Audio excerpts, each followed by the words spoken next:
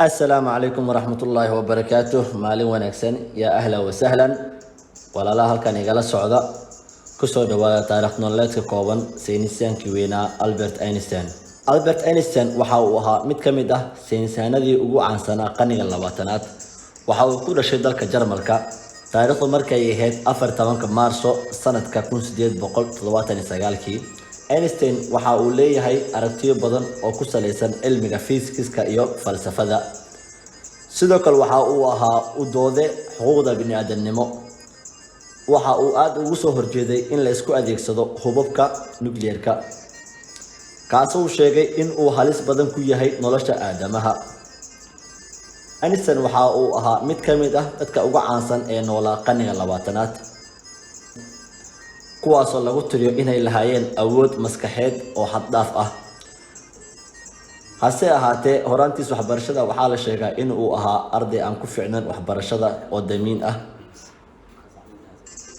macallimiintiisii ugu horeeyay waxa ay sheegeen in uu ahaa Einstein arday fahamkiisii iyo waxbarashadiisaba ay hooseyso. dhibaatooyinkii ugu badnaa ee Albert la sheegay in uu la kulmi jiray waxaa ka mid ahaa anta danayn la'aanta barashada luqadaha iyo xifdigiisa oo aad u hooseeyay. iskuulka waa ku guuldareystay aad ayuu ii caajis geliyay. macallimiintii waxa ay la dhaqmi jireen sida askar oo kale. anigana waxaan rabay inaan barto kaliya waxaan rabo inaan ogaado, balse ayaga waxa ay rabeen inaan wax u barto imtixaan dartiisa. halkaas waxaa yiri Albert Einstein 1983. hadalkaas waxaa yiri Albert Einstein sanadka markuu ahaa 1983.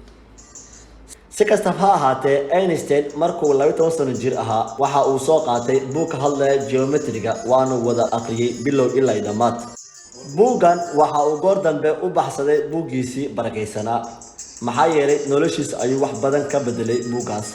wixii markaas ka dambeeyay waxa uu noqday mid aad u xiiseeya xisaabaadka. asaga ayaa isbaray ugu dambeyntii. talaabadan akhriska uu qaaday waxa uu ku bartay dhammaan magacyada saynisaanadii shaaca ka qaaday qaybaha ugu muhiimsanaa xisaabaadka.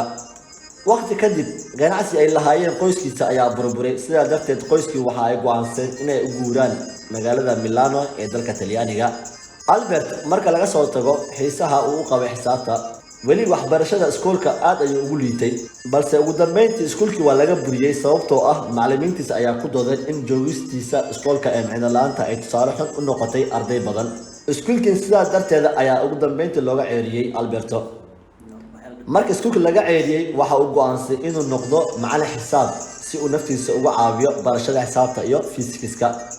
waxa uu goor sii dambeysay codsaday ku biirista macadka tiknoolajiyadda ee ku yaala magaalada Zurich ee dalka Switzerland, balse isku daygii koowaad waa uu ku guuldareystay sababtoo ah waxa uu ku soo dhacay iskuulka maadooyin badan sida cilmiga luqadaha, beeraha iyo xayawaanaadka.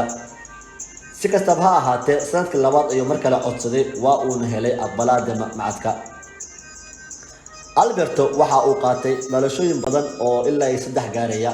waxa uu ahaa muwaadin Jarmal ah. sanadka markuu ahaa 1990 waxa uu noqday muwaadin Switzerland ah. mar kale 1940 waxa uu helay dhalasho Mareykan ah. si kastaba ha ahaatee waxa uu goor dambe guursaday gabar la oran jiray Mileva Marek. waxa ay u dhashay 2 wiil. sanado badan kadib waa ay kala tageen.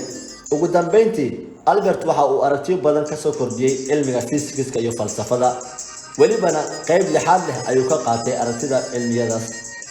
1921 waxa uu ku guuleystay abaalmarin sharafeed fiisikiska ee loo yaqaano Nobel Prize in Physics. aragtida cusub oo ku soo kordhiyay cilmigaas darteed Albert waxa la guddoonsiiyay bil sharafeedkaas oo loo yaqaano Nobel Prize in Physics.